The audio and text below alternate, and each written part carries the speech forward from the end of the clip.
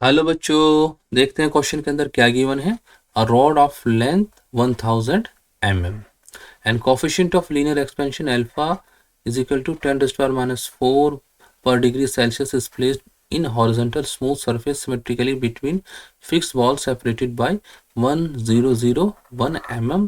The Young's modulus of rod is 10⁻11 Newton per meter square. If the temperature is increased by 20 degree Celsius then the stress developed in the rod is। देखिए हमारे पास standard formula क्या होता है। हमारे पास delta L किसकी वजह से, अगर हमारे पास ओरिजिनल लेंथ एल है, अल्फा डेल्टा टी। ठीक है, टेम्परेचर अगर हमारा टेम्परेचर डिफरेंस है और कोफिशिएंट ऑफ लीनियर एक्सपेंशन में पता है तो हम डेल्टा एल निकाल सकते हैं। ये सब क्या होता है, थर्मल एक्सपेंशन में आता है। तो यहाँ पर हम वैल्यू रख के देखते हैं ये कितना है। एल हमारा 1000 mm है, अल्फा कितना दिया हुआ है, -4 दिया हुआ है, और जो हमारा टेम्परेचर डिफरेंस कितना है, 20 है। तो यहाँ से हमारा क्या निकल के आया, 2 mm निकल के आया। ठीक है, लेकिन अगर हम कंडीशन देखें तो हमारे पास कंडीशन कुछ इस तरीके से है। ये हमारा अगर दो वॉल ले ली जाए, ठीक है, ये दो वॉल अगर ले ली जाए और इनके बीच में एक रॉड फिक्स है हमारा। ठीक है, ये रॉड हमारा फिक्स है और ये जो डिस्टेंस है कितना है, 1001 mm है। ठीक है, लेकिन इनिशियल हमारा क्या था, रॉड हमारा क्या था, 1000 mm का था। ये क्या था, इनिशियली ये था,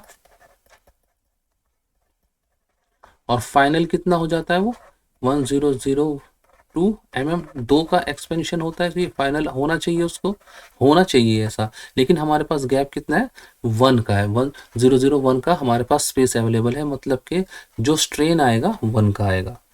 ठीक है, स्ट्रेन जो आएगा हमारे लिए 1 का आएगा, बट 1 mm इज अलाउड। यहाँ पर 1 mm ही अलाउड है क्योंकि हमारे पास गैप ही कितना गिवन है, इतना गिवन है।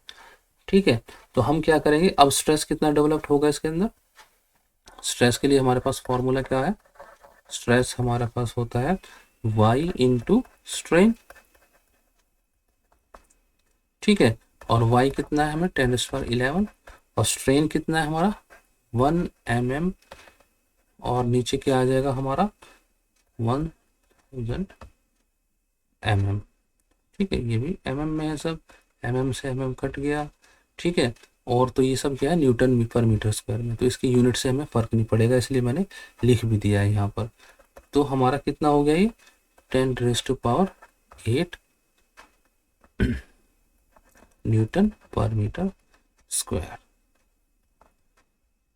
ठीक है, ये हमारा स्ट्रेस जो डेवलप होगा 1 mm की वजह से। ठीक है, इतना होगा।